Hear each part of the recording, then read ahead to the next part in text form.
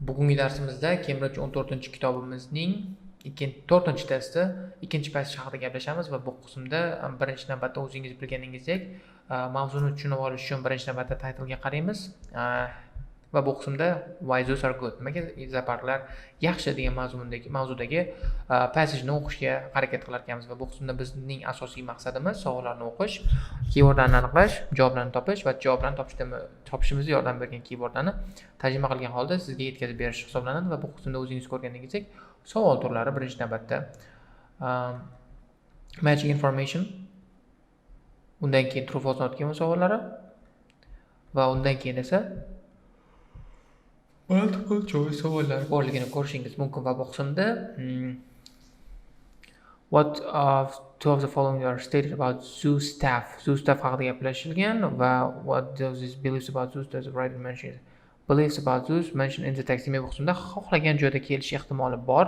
True false not keyin osonroq bo'ladi, lekin men bu matching information savollari xohlagan joyda kelganligi sababli birinchi navbatda paragrafni passagelarni uncha ko'p emas ekan, 2ga bo'lib 3 ta paragrafdan o'qib olaman, keyin javoblarni birgalikda topishga harakat qilamiz. Keling, endi birgalikda o'qib chiqamiz. Scientist David Hone makes the case for zoos. In my view, it's perfectly possible for many species living in zoo to have a quality of life with all supplements required. Any illnesses have been treated. Their movement might be somewhat restricted, but they have a safe environment in which to live. And they are spared bullying and social ostracism by others of their kind. They don't suffer from threat or stress of predators. Their irritation and pain of parasites and injuries. The animal will have a greater life expectancy compared with wild counterpart.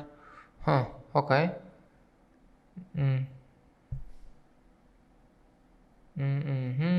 Will not die of drought, starvation in the jaws of predator. A lot of very nasty things to really wild animals that simply don't happen in the good zoos. To view of a life that's free as one automatically good, I think an error.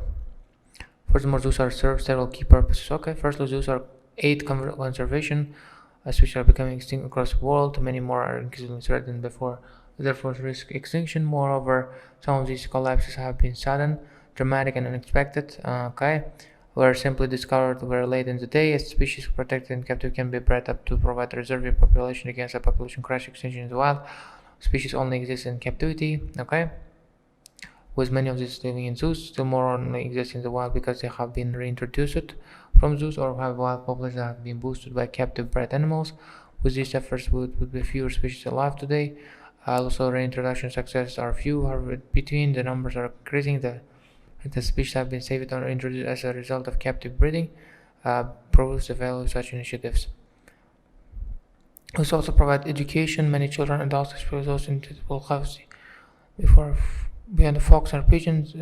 Through the television documentary are becoming even more detailed and progressive, and many natural history specimens are on display in museum. There's really nothing to compare with seeing living creature in the flesh. Smelling and watching what it does and having the time to absorb details that alone will bring a greater understanding and perspective to many, hopefully giving them a greater appreciation of wildlife conservation efforts and how they can contribute. Xo'p, demak bu qismda o'z ko'rganingizdek birinchi navbatda umumiy jihatdan zooparklarning yaxshiligi tomonlarini qanaqa jihatdan zooparklarda yashaydigan hayvonlar yaxshiroq ahvolda bo'lishi haqida ma'lumot berilgan. Keyingi qismda esa conservation, ya'ni ularni saqlab qolish, ya'ni hayvonlarni saqlab qolish haqida, uchinchisida esa education haqida ma'lumot berilgan.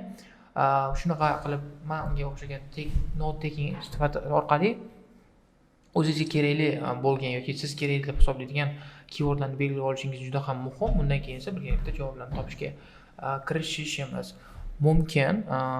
Keling, endi javoblarni birgalikda topishga harakat qilamiz. Reference to how quickly animal species can die out. How quickly they can die out haqida, conservation haqida ma'lumot berilgan shekilli. How quickly haqida ma'lumot bormi yoki?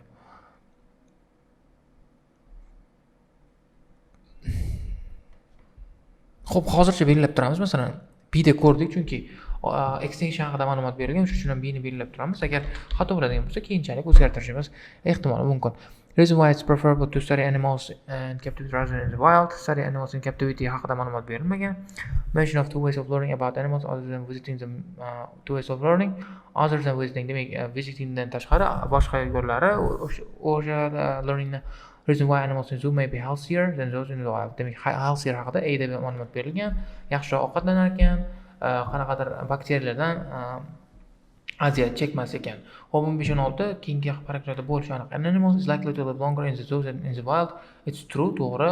Chunki yaxshiroq yashaydi, muammolari kamroq bo'ladi. Life expectancy degan javob bor. Mana greater life expectancy compared with its wild counterpart javob bo'ladi. Keyingisi, there are some species in zoos which can no longer be found in the wild. Correct. True.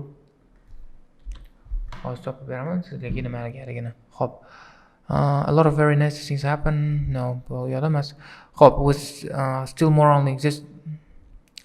Good number of species only exist in captivity. Good number of species only exist in captivity with many of these living in the zoo. Demak, bir nechta yaxshi ko'p raqamli yoki ko'p miqdordagi hayvon turlari faqatgina captivity, ya'ni tutqunlikda mavjud ekan. Ularning ko'pchiligi faqatgina anoda yashar ekan, zoo, ya'ni zooparklarda yashar ekan. Bu degani ular yovvoyi hayotda yashamaydi. Yovvoyi hayvonlarni ko'ra olmaymiz. Shuning uchun ham true bo'ladi javobimiz. Improvements in the quality of TV wildlife documentaries have resulted in increased number of new zoo visitors. Demak, TV dokumentariyalar haqidagi ma'lumotlar bor edi, lekin bu visitorlarni ko'payishiga olib keldi degan gap yo'q. O'sha uchun ham buni notga qilamiz. Keyingiga o'tamiz. Zoos have always excelled at transmitting information about animals to the public. Always, of course, this along with great understanding will give them greater appreciation. Have always excelled. Hope. Yeah, like there's really nothing to compare with the seeing living literature, hearing it, smelling it, watching it. Shuning uchun ham buni true deb olishimiz mumkin. False deb olishimiz ham mumkin. Bilmayman. True deb oldik tinchgina. Nima qilamiz o'zimiz boshimiz og'ridi. Oxirgisi false bo'lsa kerak. Studying animals in zoos is less stressful. For example, studying them in the wild. Demak, bu qismda bu haqida ma'lumot yo'q. Keyingi savollarda bu haqida ma'lumotni topishimiz aniq. Signs, talks, and presentations which they communicate information which are about animals they are seeing and their place in the world. This was an area where zoos lacking, but they are now increasingly sophisticated in their communication and outreach work. Many zoos also work directly to educate conservation workers in other communities, countries, and their animals keepers abroad to contribute to their knowledge skills to those working in zoos and thereby helping to improve conditions, reintroduce, play a key role in research, save wild species, and restore and repair ecosystem. We need to know about how key species live, act, and react. Being able to undertake research on animals in zoos where there's less risk and fewer variable means the real humans can be affected on wild populations. Less risk.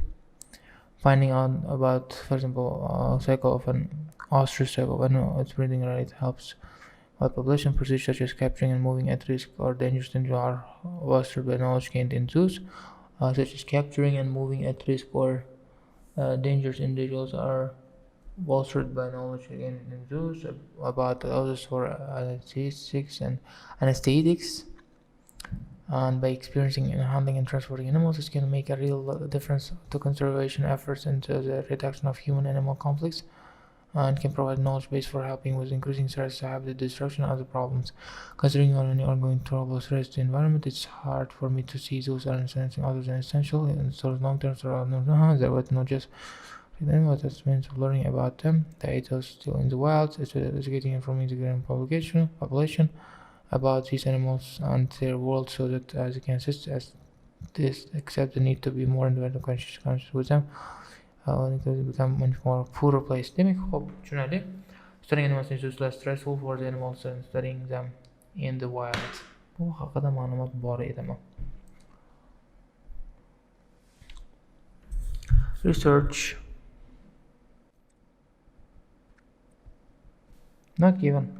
Bilmayman. Unaqa less stressful degan ma'lumotni ko'rganim yo'q. G'alati bo'ldi lekin ikkita not given, 3 ta true bo'lib qoldi, bittasi false bo'lishi kerak. I don't know. Maybe I'm wrong. I just don't care. That's it. I don't care. Qisqasi shu, menimcha bo'ldi shekilli.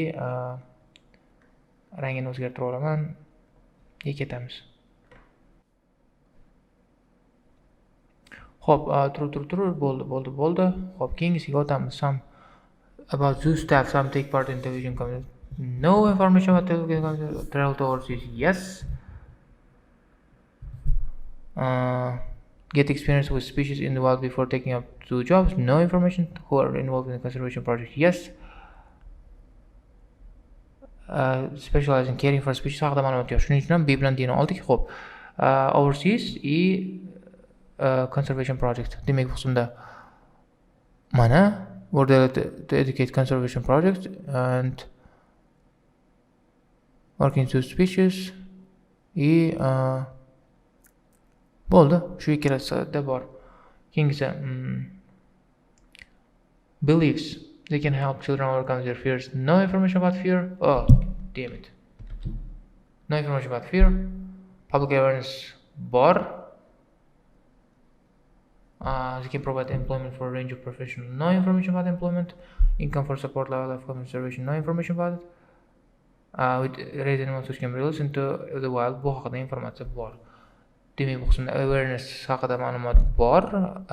Mana agar later be released, bu anoda bor edi, Ada bor edi.